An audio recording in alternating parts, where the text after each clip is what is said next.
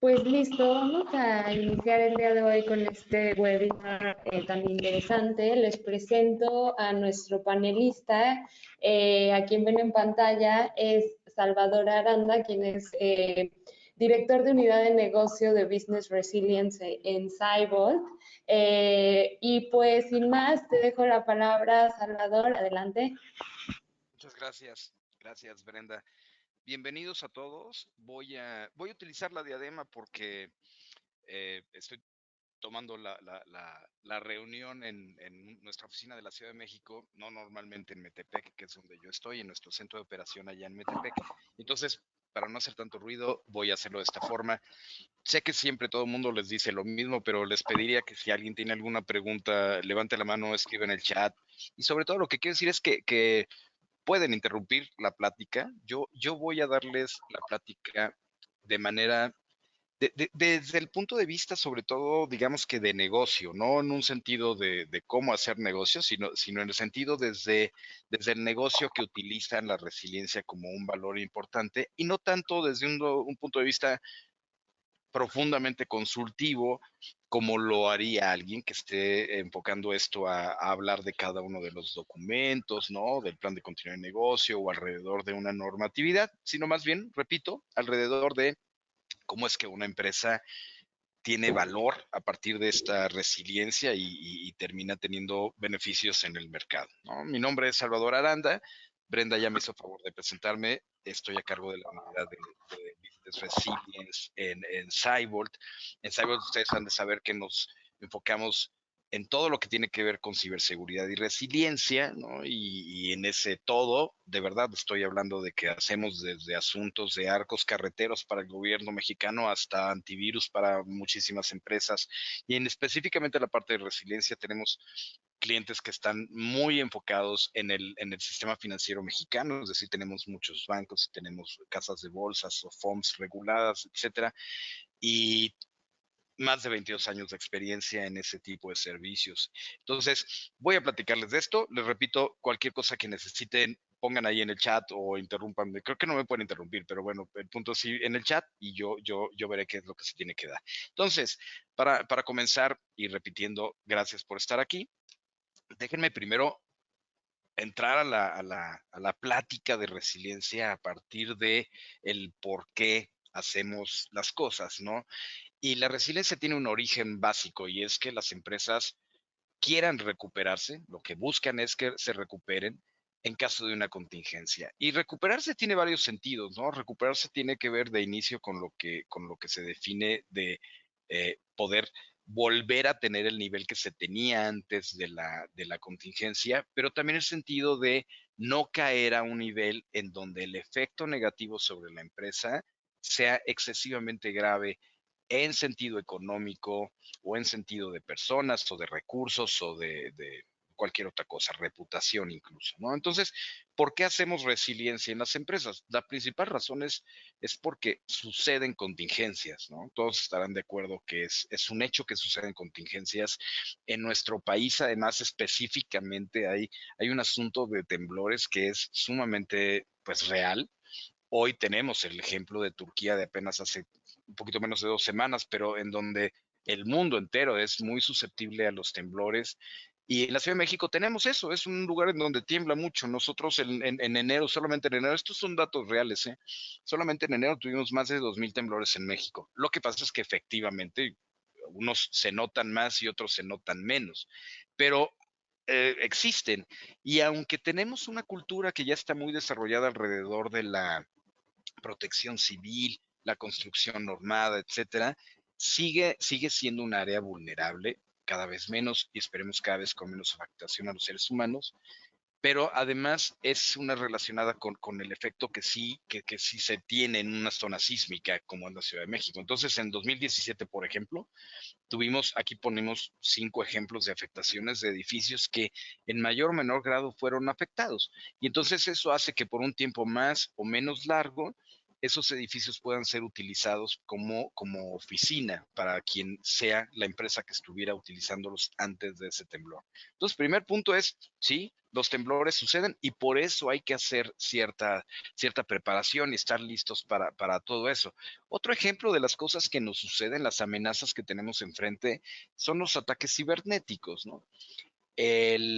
De hecho, yo les diría que en los últimos, después de 2017, es más, yo lo podría poner así, después de 2017, las contingencias que normalmente nosotros atendemos están en mucha, relacionadas a ciberseguridad.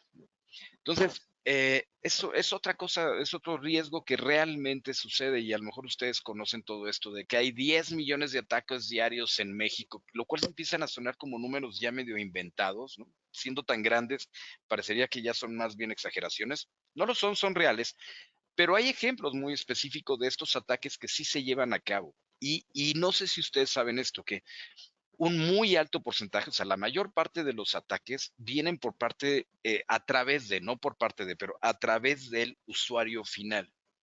Y una de las formas en las que se ataca es con asuntos que tienen que ver con la identidad o el uso que hacen los usuarios sobre sus propias credenciales, etcétera. Y entonces lo que quiere decir es que al final tenemos a todos estos hackers que están atacando desde Rusia o desde donde ustedes quieran, pero además tenemos la amenaza de que esos hackers u otros ataquen a través de los mismos procesos internos, incluso a través de las mismas personas. Repito, en muchísimos de esos casos por un asunto de robo de identidad, ¿no? América Online tuvo un caso así en el que pues prácticamente los llevó a iniciar su proceso de ruina, ¿no?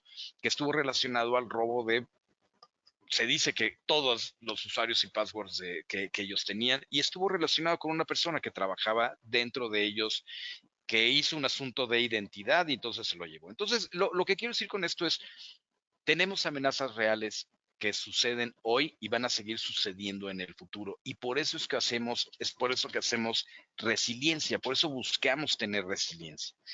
Hay muchas formas de aproximarnos a cómo prepararnos a ser resilientes, que es de lo que yo les voy a hablar el día de hoy. ¿Cómo es que una empresa puede convertirse resiliente por lo menos en 30 minutos, que es lo que voy a dedicar a esto para su tiempo? Y hay distintas maneras de aproximarse al problema, ¿no? Al objetivo de esto. Yo voy a ir a través del camino de primero hablar de los escenarios. No sé si ustedes han escuchado alguna vez cuando una empresa está creando o ya creó su plan de contingencia y hay como dos escuelas. No me lo tomen tan literal, ¿no? Pero yo les diría que hay como dos escuelas, ¿no? La escuela que dice, debes preparar tus estrategias de recuperación a partir de cada uno de los riesgos a los que te enfrentas. Y escuela número dos, debes preparar tus planes de recuperación a partir de escenarios de lo que suceda, ¿ok?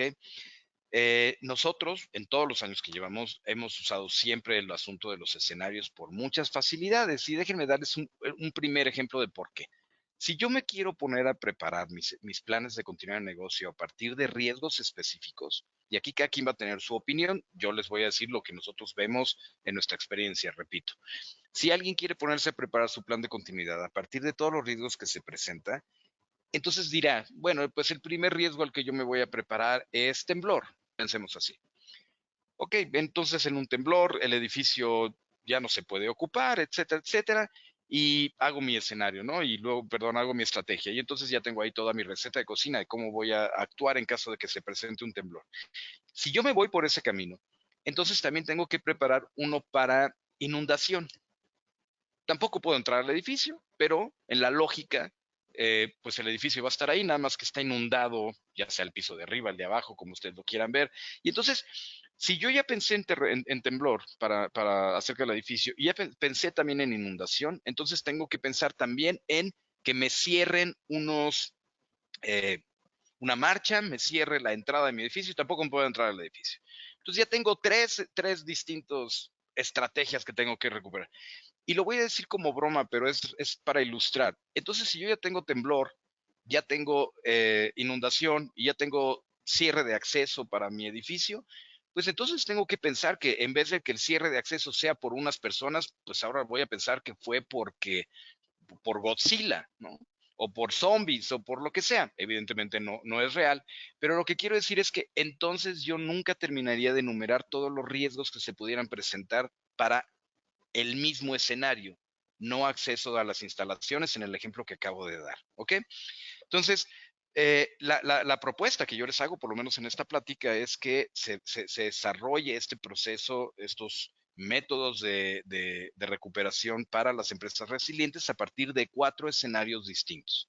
El primer escenario es el escenario que se refiere a no acceso a las instalaciones.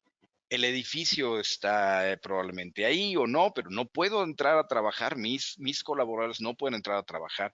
Además, el cómputo está bien en el data center primario, todo está perfecto, las comunicaciones están perfectas, pero no puedo entrar a las instalaciones. Por ejemplo, por un temblor, porque tengo una marcha, porque hubo una inundación, o sea, todo lo que les puse de ejemplo anterior, ¿no? Termino aquí en el escenario 1, por amotinamiento, por fuego, etcétera, etcétera, no puedo entrar al edificio por un periodo de tiempo.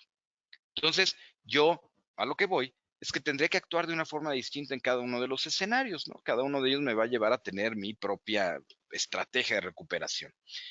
Entonces, escenario número 1, no tengo acceso a las instalaciones. Escenario número 2, no tengo tecnología, llámese comunicaciones o llámese cómputo, pero no puedo yo utilizar la tecnología para operar. Mi edificio está bien, las personas están listas para trabajar, pero algo sucedió, por ejemplo, un virus, un ransomware, algún tipo de falla en el hardware de las comunicaciones, en la energía eléctrica del data center. Algo sucedió que no me permite utilizar la tecnología para mi operación diaria. Eso también genera una contingencia. Y esto, otra vez, es un solo escenario que habla de no tener acceso a la tecnología. Después viene un tercer escenario. Nuestro tercer escenario es la suma del escenario 1 y del 2. No tengo acceso a las instalaciones y no tengo acceso a la tecnología. Como tal es la suma de ambos. Por lo tanto, es toda la misma lista de riesgos y en mucho hay una mezcla de las estrategias para recuperarse en el 1 y 2 que se dan también en el escenario 3. La única diferencia, bueno, no la única, pero una diferencia importante que yo les diría, normalmente está relacionado al escenario 3 a un asunto mucho más catastrófico, lo cual podría implicar un manejo de incidentes y un manejo de crisis basado en ISO 22301 que, bueno, hacen mucho más grande el plan de continuidad de negocio, ¿no? Pero en general hablamos de esos 3 escenarios. Hay un cuarto escenario. El cuarto escenario es cuando los colaboradores que operan los procesos críticos no están disponibles. Por ejemplo, por una pandemia, ¿no? Les suena, es por confinamiento social, por una huelga, ¿no? Le hacen huelga, entonces no tengo a quien esté operando, nada de esto.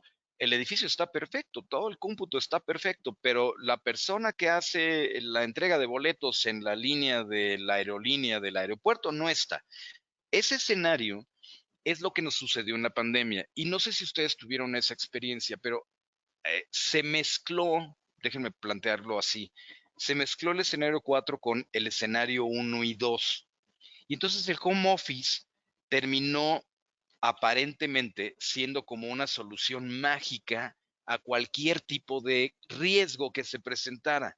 Hoy no es un debate sobre esa idea y además cada empresa debe, o sea, tiene sus propias razones para decidir de la forma en la que decida, pero yo les puedo decir, o sea, basado en un asunto de escenarios, el home office ayuda en algunos puntos, pero está más relacionado al escenario 4, ¿no? En el que siempre va a ser, por lo menos es lo que se ve, algo relacionado a ese tipo de cosas, ¿no? Que ya no tengo a las personas, no pueden ir, están enfermas o cualquier otro tipo de razón. Entonces, recapitulando nada más, yo tengo un escenario para cuando no tengo acceso a las instalaciones, el número 2 es no tengo acceso a la tecnología, el 3 es la suma del 1 y 2 y el 4 es no tengo acceso a los colaboradores críticos, ellos no existen en ese momento. Entonces, basado en esos escenarios, lo que buscamos es crear planes para que nuestra empresa sea lo más resiliente posible. Y de eso es de lo que se trata nuestra plática del día de hoy y es a lo que yo le voy a dedicar los próximos 15 minutos. Una empresa resiliente es una empresa que tiene ciertas características y estoy tratando aquí de enumerar algunas que ojalá hagan match con lo que ustedes ya hacen hoy. desde lo que se trata, ¿no? Pero describámoslo, ¿no? Enumerándolo como se describe una empresa resiliente. El primer punto para que una empresa resiliente sea resiliente es que es capaz de restablecer la operación mínima requerida en un tiempo adecuado. Ahí hay dos conceptos que quiero subrayar. Una empresa resiliente, cuando primero es capaz de restablecer la operación mínima, no el total de la operación. Si ustedes están de acuerdo, este es el principio de tener, por ejemplo, un DRP o un sitio alterno. Yo la defino, etcétera, basado en una metodología, lo que sea, pero me voy solamente para la recuperación de los procesos que son los mínimos requeridos para operar de la forma que me permita la realidad y las circunstancias, básicamente no morir, no perder tanto que la empresa muera, no perder tanta reputación o tanto mercado que la empresa muera. No se trata de recuperar la operación completa, sino la mínima requerida y, segundo concepto, en el tiempo adecuado. Adelante hablaremos también de este asunto del RTO, el RPO, pero aquí es donde entra el RTO como el tiempo adecuado. Yo siempre uso el ejemplo de una miscelánea comparada contra un banco. Un banco requiere recuperarse en minutos, porque cada minuto que pasa es dinero que va a perder. Una miscelánea, no. Una miscelánea podría tardarse en recuperar, tener un RTO de semanas, porque lo único que va a pasar es que en vez de meter en el punto de venta, lo va a apuntar en una hoja de un cuaderno, ¿no? Pero su tiempo de recuperación puede ser muy largo. Bueno, esas dos cosas son las que hacen que una empresa sea resiliente, que sea capaz de recuperar la operación mínima para no morir en un tiempo adecuado. La palabra adecuado no es largo, corto, nada, es adecuado a lo que la empresa está buscando. Ese es el primer punto. El segundo es relacionado a lo que yo les comentaba, el que se identifiquen correctamente estos procesos mínimos requeridos. Quien ya tiene experiencia con esto, que seguro que son muchos de ustedes, sabe que eso es lo que nos arroja principalmente el vía de nuestro plan de continuidad, en donde hay varios documentos. El vía es el que nos arroja porque identifica cuáles son los procesos mínimos requeridos al ser críticos para esa organización. Y entonces, yo tal vez tenga 100 procesos. Déjenme decir que uno es la tesorería y el otro es la nómina. Y otros 98, ¿no? Pero bueno, tengo 100 procesos y uno es la tesorería y otro es la nómina. Bueno, probablemente la tesorería es crítica, la nómina no. Y aquí me van a decir, oye, ¿cómo la nómina no? Bueno, primero depende en qué fecha sucede la contingencia. Si es el día 3, pues no hay ningún problema. Tengo 11 días para llegar al pago de quincena. Entonces, puede ser que no sea una crisis, ¿no? Y la otra es, puede ser que una empresa diga, yo ni siquiera necesito recuperar la nómina porque voy a pagar con la misma nómina de la quincena anterior y luego hago ya todas las modificaciones, lo cual es un camino correcto. Entonces, establecer o determinar cuáles son los procesos críticos nos va a permitir manejarnos en un mínimo del universo total, en el mínimo requerido para mantener la operación. Y esos procesos, tercer punto, están relacionados a los recursos humanos que requieren para operar. Igual que en el caso anterior, no todos los procesos son críticos, tampoco todos los recursos humanos son críticos. A veces sucede que las empresas dicen, bueno, yo voy a tener un sitio alterno y tengo 100 empleados, 1000 empleados, y voy a tener un sitio alterno, me gustaría tener un sitio alterno para los mismos 1000 empleados, para el 100% de los colaboradores. Eso no es viable primero, no es rentable financieramente. Y segundo, no es un análisis correcto de los recursos, en este caso los humanos, porque en realidad es muy común que las empresas puedan tener, cuando enumeramos los recursos humanos críticos, puedan tener una lista que anda alrededor de 10, 20 personas. O sea, nosotros no tenemos clientes, tenemos algún cliente que tiene más posiciones que esas por ciertas operaciones que maneja, pero en lo común en las empresas, sin importar prácticamente su tamaño, es que nosotros andamos alrededor de 10, 20 posiciones alternas que son normalmente las mismas, ¿no? Las mismas posiciones, me refiero como funciones. Tesorería, si hay mesa de dinero, tienen alguien mesa de dinero, alguien de tecnología. O sea, es muy común que de ese tamaño sean los números de usuarios eh, críticos mínimos requeridos para operar. Ahora, no hay que perder de vista que estamos hablando de los críticos en el último momento de recuperación. O sea, lo que quiero decir es, no es que los otros usuarios, los otros seres humanos no sean importantes, no solo como seres humanos, sino como parte del proceso de negocio de la empresa, pero aquí estamos hablando de los críticos. Entonces yo pasé de definir cuáles eran mis operaciones críticas con sus procesos críticos para ahora definir cuáles son las personas críticas que se requieren para operar en el mínimo esa operación, que llega entonces al cuarto punto. Y entonces esas personas, ¿qué herramientas necesitan para operar? ¿Qué herramientas tecnológicas o de infraestructura o lo que sea necesitan para operar? Entonces, si ustedes lo ven un poco como un camino a seguir, vamos de los procesos para luego pasar ya con las personas y luego las herramientas que nos permitan definir entonces cuál es lo mínimo requerido que yo necesito como empresa para ser resiliente. Una vez que tengo todo esto determinado, evidentemente genero un plan, ¿no? El plan de continuidad de negocio, que eso lo ve en, así como dije, el VIA como un documento importante. Otro documento importante es las estrategias de recuperación. Y en medio yo pondría el Risk Assessment, que evalúa la posibilidad de riesgo contra la criticidad y determina también todo esto. Pero bueno, entonces tengo en mis estrategias la forma en la que me voy a recuperar. El, la recomendación que yo sí les quiero hacer, que es si algo se queda con ustedes de lo que yo diga, les diría que este es el punto más importante, es debe probarse todo lo que se hace. Una empresa es resiliente cuando prueba. Si no pruebas, así tengas el plan más elaborado, el que desarrolló la compañía más importante del universo, tengas todos los recursos asignados, etcétera. Si no pruebas, no va a funcionar. Y eso es prácticamente garantizado. De hecho, la prueba, cuando uno está en un proceso de implementación con un cliente como de un plan de continuidad, ya sea de RP o posiciones o lo que sea, nosotros esperamos que las pruebas fallen inicialmente. O sea, un poco, no lo digo como un deseo, pero sí como una expectativa. O sea, esperamos que fallen, porque lo que estamos buscando es identificar qué es lo que no funciona de la teoría comparado con la práctica. Entonces, estas pruebas lo que hacen es eso, es primero identificar estas diferencias entre la teoría y la práctica, además de sumar a las personas para que sepan qué tienen que hacer, crear una cultura, etcétera, ¿no? Pero primero está relacionado al probar el plan teórico y convertirlo en práctico.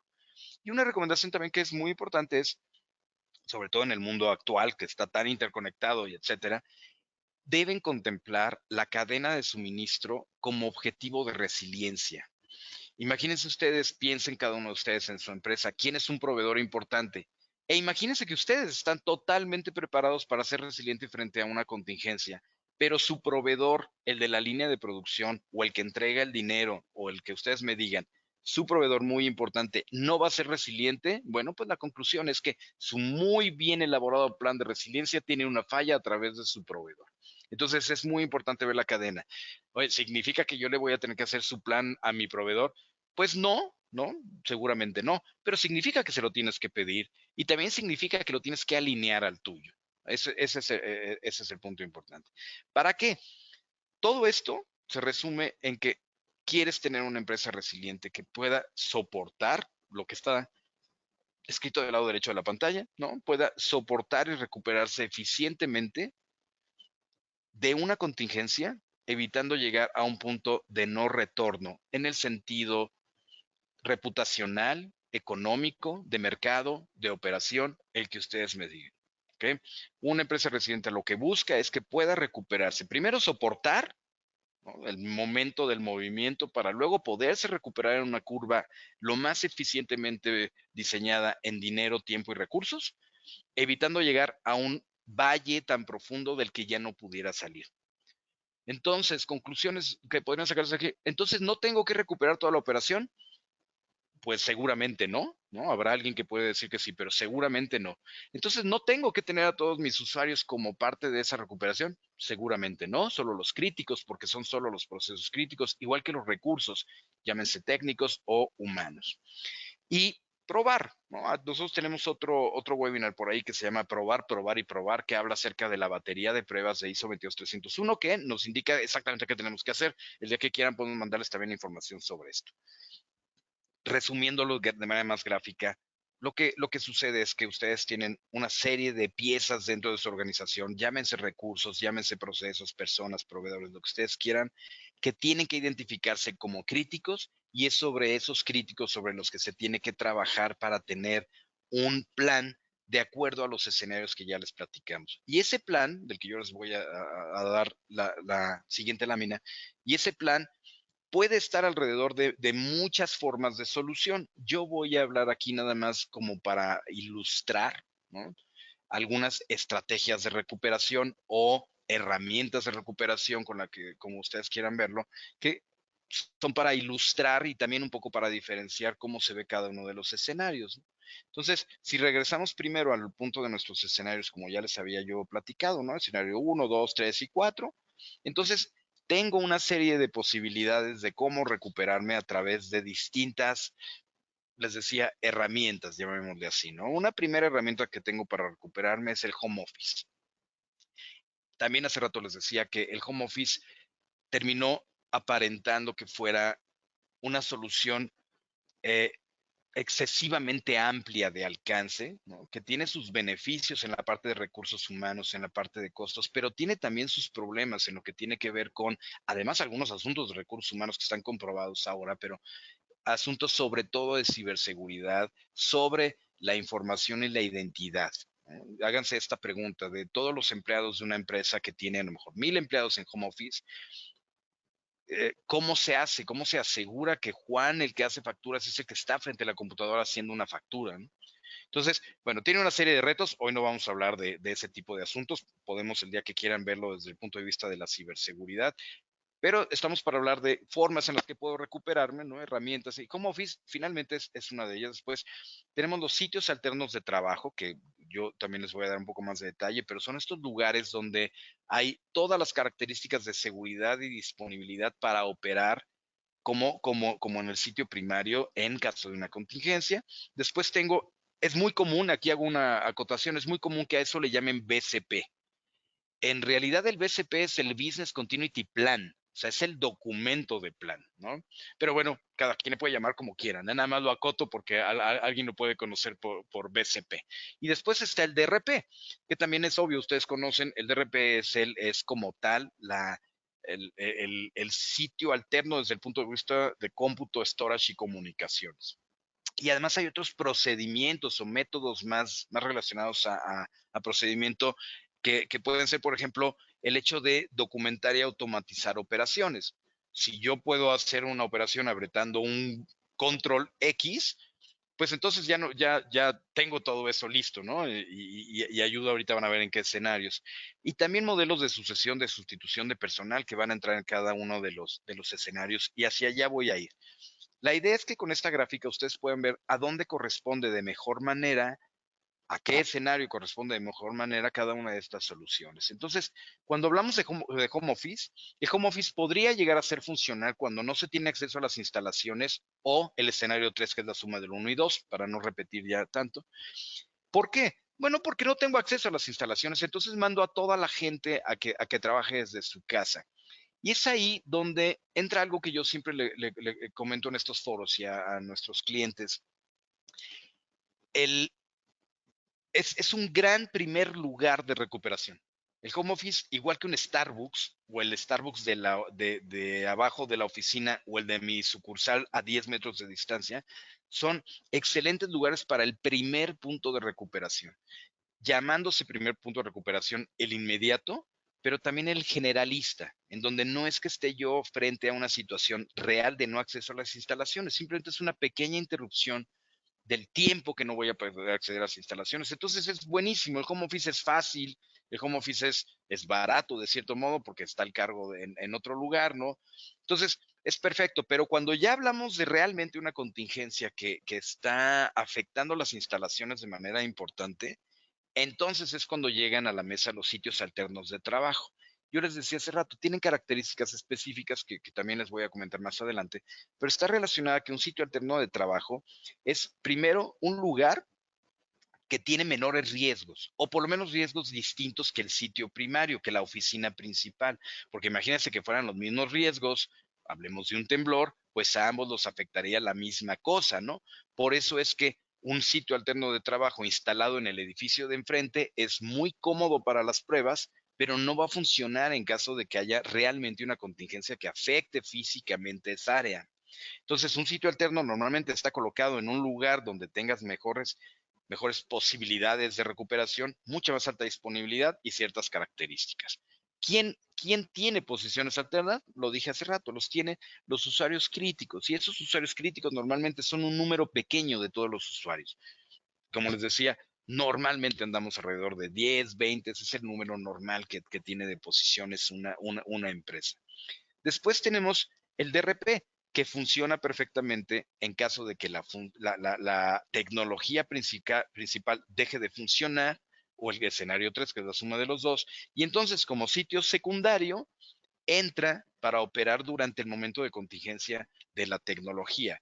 Lo dije hace rato también, ransomware, o se descompuso un disco duro, o el data center se apagó, el data center primario, etcétera, ¿no? Nosotros también tenemos un data center en donde damos principalmente servicios de DRP y tenemos servicios de DRP como servicio, así como tal, Disaster Recovery as a Service. Y entonces, lo que se obtiene en ese tipo de DRPs es la posibilidad de que en un tiempo, otra vez el RTO, yo pueda recuperar la última información, simplifico el RPO, pero pongámoslo así, y entonces en ese tiempo recupero esa operación del día de ayer o lo que sea, y entonces puedo seguir operando. Un DRP no es solamente tener un backup y un servidor en el que pueda montar el backup. Un DRP debe contemplar a los usuarios, las comunicaciones, el licenciamiento, etcétera, etcétera. Es algo, sobre todo en la parte de nubes públicas y en muchas ofertas que hay en el mercado, en el que se le llama DRP a tener una réplica del servidor. Evidentemente se requiere una réplica del servidor, pero hay mucho más allá que eso, como ya les dije, que tiene que ver con comunicaciones, etcétera, de manera que cuando se dice que se recupera la operación de un DRP, estemos hablando en realidad de recuperar a Juanito, el que hacía facturas, que está volviendo a hacer facturas, no a ponerle al área de sistemas el servidor con la copia de ayer, ¿no? Y el día que quieran podemos hablar de ese tema también, pero ese es el DRP. Y después vienen otro tipo de cosas que están relacionados al escenario 4. Por ejemplo, si yo, hablando del escenario 4 en el que no tengo los colaboradores para operar procesos críticos, si yo perdí a Juanito, el que hacía facturas, entonces, pues puede ser que lo que tenga es que tenga un manual en el que se diga exactamente cómo se hacen las facturas, ¿no? Y entonces cualquier persona, y lo entrecomillo obviamente, pero cualquier persona que pueda seguir esas instrucciones debería poder volver a hacer facturas. Y eso lo ven ustedes cuando vuelan, ¿no? Los pilotos, aun cuando tengan 10,000 horas de experiencia, tienen todos estos manuales que van siguiendo y que podrían seguir en caso dado cualquier otra persona, que van siguiendo en donde se explica qué tiene que hacer cada una de las personas, cuáles son los pasos que tiene que hacer en cada uno de los momentos que se presenta durante el vuelo, la salida o lo que fuera. Entonces, esos son la documentación de procedimientos y también tenemos estos modelos de sucesión para sustitución del personal. Enseño a Juanito a hacer facturas, ya las hace, lleva 10 años haciendo facturas, pero enseño también a Pedro a que las sepa hacer para que el día que Juan no las pueda hacer, las pueda hacer Pedro, ¿no? Este tipo de sustituciones de funciones también funcionan, valga la redundancia, para el caso del escenario 4 y son solo ejemplos. Entonces, lo que yo quería hacer con esta gráfica es, primero, machear cada uno de los tipos de herramientas con los escenarios, pero sobre todo diferenciarlas y dejar acomodadas en el lugar que corresponde cada uno de estos escenarios a cada una de ellas, ¿ok? Déjenme ver si hay aquí alguna pregunta porque no tenía el chat abierto. No, todo va bien. Recuerden, si alguien tiene una pregunta, adelante. Entonces tengo estos escenarios, este tipo de soluciones y hablé de uno de ellos, específicamente del sitio alterno de trabajo. Un sitio alterno de trabajo es un lugar en el que, como les decía hace rato, y aquí a lo mejor repito algunos de los conceptos anteriores. Primero, debe ser un lugar que esté ubicado basado en dos grandes características, si puedo sobresimplificar las cosas. La primera es, debe estar ubicado en un lugar en donde los riesgos sean bajos y además sean distintos a los que tiene mi oficina principal. Bajos riesgos y distintos riesgos. De manera que cuando pase algo en la oficina principal, por evaluación de riesgos, en este caso, no vaya a pasar en mi ubicación de sitio alterno de trabajo.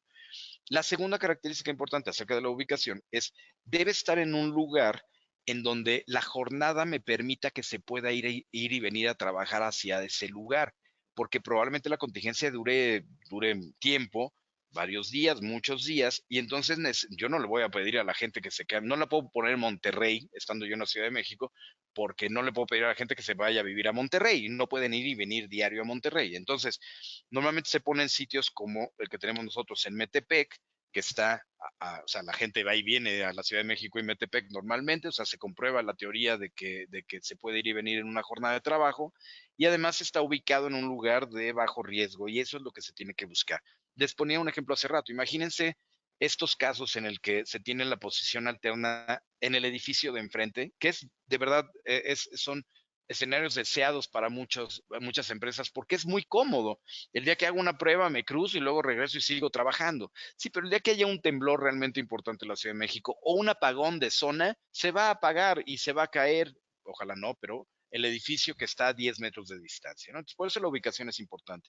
Otra cosa es que lo ubico en un lugar de bajo riesgo, pero además lo construyo de forma especializada, porque puede ser que yo necesite que ese edificio soporte un temblor mucho más que tenga la capacidad mucho más alta de soportar que el edificio principal. Entonces, son edificios que están diseñados para esto. No es la misma oficina en donde lo pones, sino que son lugares que se diseñan específicamente para esto y tienen una estructura específica de construcción, tienen asuntos de pararrayos, de jaulas de Faraday, etcétera, como los tenemos nosotros, que permiten que, además de que estén bien ubicados, tengan la capacidad de mantenerse operando durante todo el tiempo que haga falta. Y ahí entran los sistemas de soporte. O sea, mantenerme operando todo el tiempo que haga falta significa que es probable que se quede sin luz la zona y aún así el edificio tiene que seguir operando, ¿no?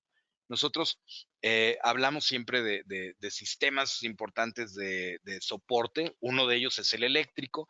Entonces, debes buscar que tu sitio alterno tenga la capacidad de que, aun cuando la Comisión Federal, que es la única que provee energía actualmente en México, aunque tengas 25 acometidas, es la Comisión Federal, entonces, aun cuando la Comisión Federal ya no pueda entregarte energía, tú seas capaz de generarla dentro de tus instalaciones, ¿no? Nosotros tenemos capacidad para generar energía para unas 1,800 casas, para que tengan un parámetro, en una autonomía sin relleno de 72 horas. El relleno es lo que hace que puedas aumentar ese tiempo, pero aunque no tuviéramos una gota de relleno, tendríamos 72 horas. Y se suman estos sistemas al de seguridad física, para control de acceso me refiero, y el de control de identidad, que es lo que yo les comentaba. Te tienes que asegurar que en el sitio alterno Juanito, el de la factura, es Juanito. Y eso se hace a partir de controles de acceso y controles de verificación de identidad que están relacionados a lo que nuestros clientes nos entregan, pero que a lo que buscan es que sea Juan el de las facturas el que está entrando, ¿no? Y que va a estar además seguro el acceso y lo que sea. Y por último, un sitio alterno de trabajo también tiene que hacer compliance, tiene que cubrir las normatividades que estén relacionadas para que sea necesario, porque su empresa es regulada o no, pero para que siga los lineamientos de una norma internacional. ISO 22301 es de la que hablamos aquí.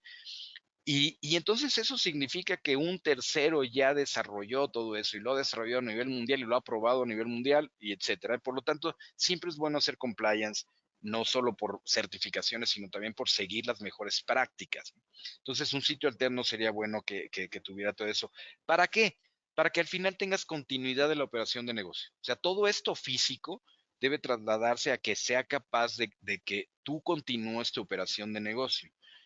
Regreso con Juanito de las facturas. O sea, en un sitio alterno real, Juan llega, entra, accede, etcétera, se sienta frente a la computadora que él no llevaba, ahí estaba, la prende, se firma y puede hacer facturas. Hay muchos ejercicios de empresas que piensan que, déjenme usarlo así, que un Starbucks es un lugar de sitio alterno de trabajo, porque yo puedo llegar con mi laptop y me conecto al internet gratuito y además tengo café.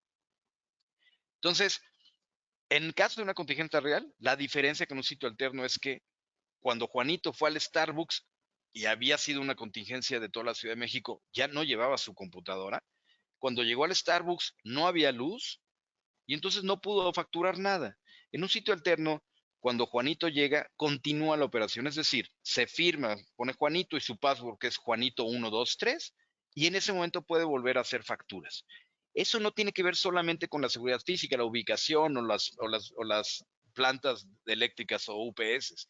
Tiene que ver con que esa computadora estaba ya ahí conectada 7 por 24 para cuando Juanito pudiera, quisiera, necesitara volver a usarla. Entonces, esas son las características de un sitio alterno y si me permiten ya nada más para terminar, y en un sitio alterno, el que sea, deben suceder varias cosas en distintos momentos para lo que yo les hablaba de la continuidad de la operación. Más allá de lo físico del edificio, la operación continúa porque hay ciertas actividades eh, antes, durante y después del uso de esos lugares. Y aquí tratamos de resumírselo. Miren, primero como preparación. Evidentemente la preparación viene del Business Continuity Plan, de que nosotros hayamos podido primero identificar los RTOs, los RPOs, ¿no? El concepto de RTO es cuánto tiempo me tardo en recuperarme, RPO es, resumido, cuánta información voy a perder de la última vez que me recupere, para determinar cuáles son esos procesos críticos y al final cuáles son esos recursos críticos. Los 10, 5, 8 personas que son sus usuarios críticos que van a mantener la operación. Esa es la preparación. Muy pegado a esa preparación y al plan de continuidad de negocio está ya el momento en el que implemento el lugar como tal.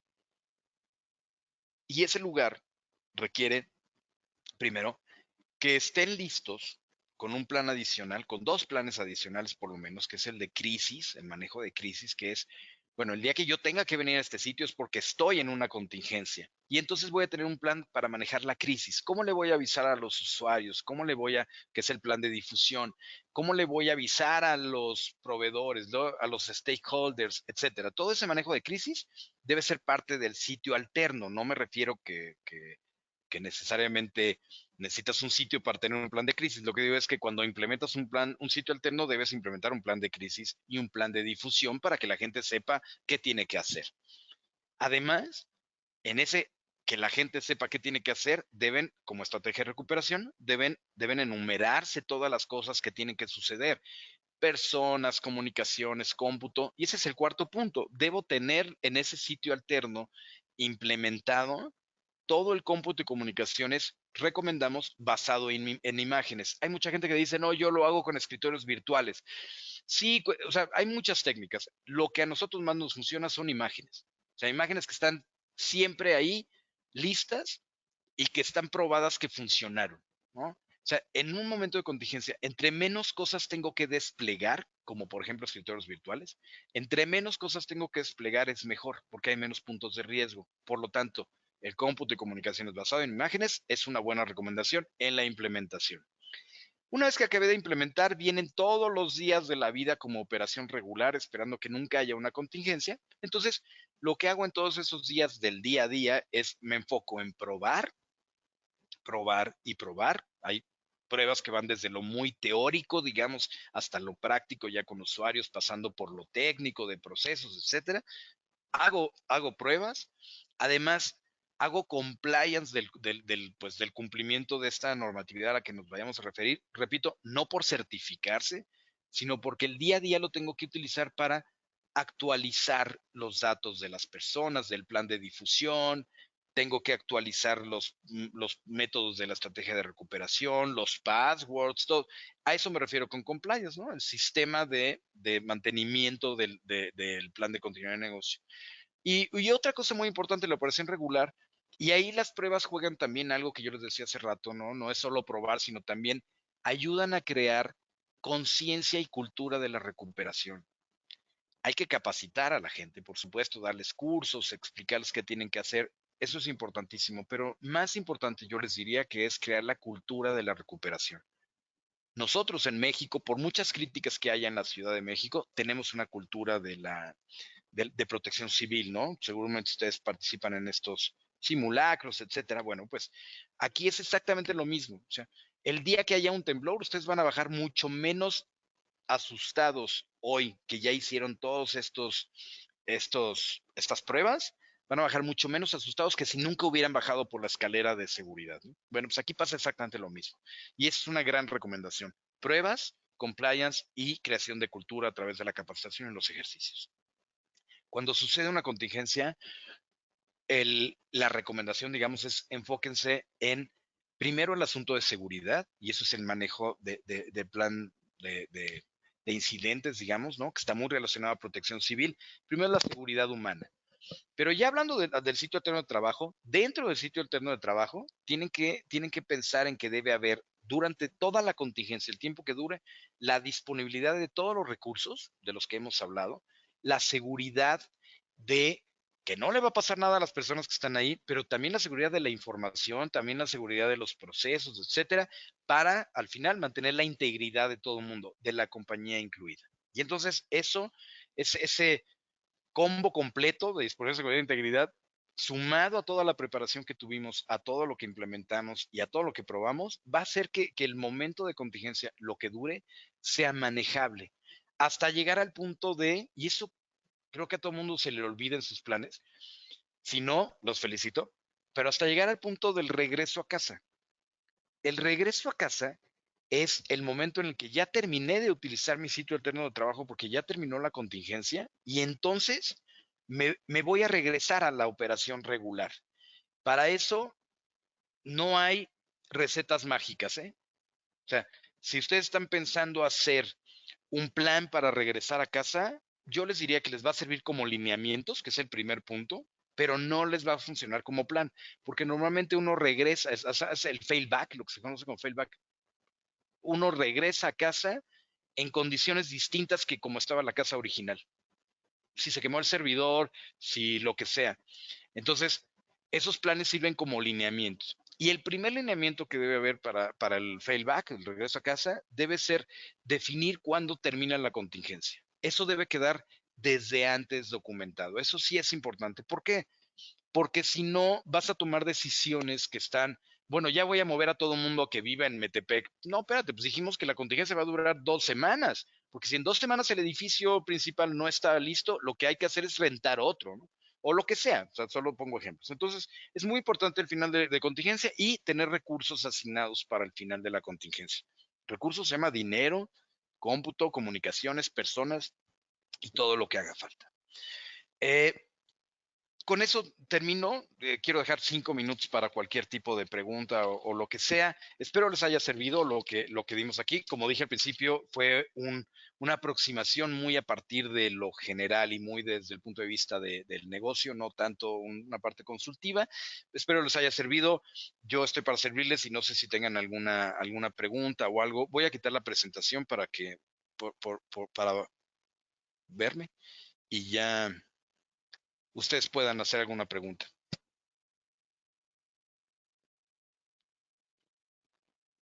Sí, yo nada más para recordarles, para hacer preguntas, pueden ver en el panel de control que tienen, en la parte inferior, preguntas, ahí pueden dejarnos sus dudas si es que tienen alguna.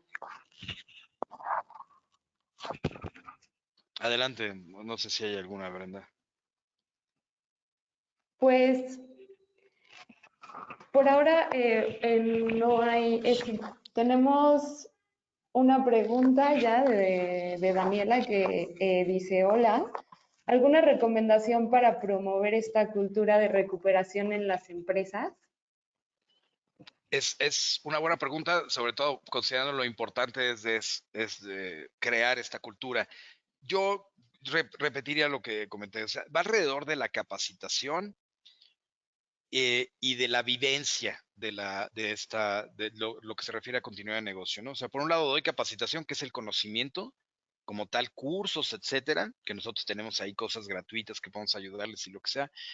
Y por otro lado, tengo el convertir esta teoría en lo práctico y en lo práctico a través de, por ejemplo, pruebas, ¿no? Eh, empoderamiento al grupo de continuidad de negocio, responsabilidad ejecutiva sobre todo esto, etcétera. Entonces, es en resumen alrededor de esto que les comento, ¿no? De educar, capacitar y hacer que se viva constantemente la práctica de continuidad.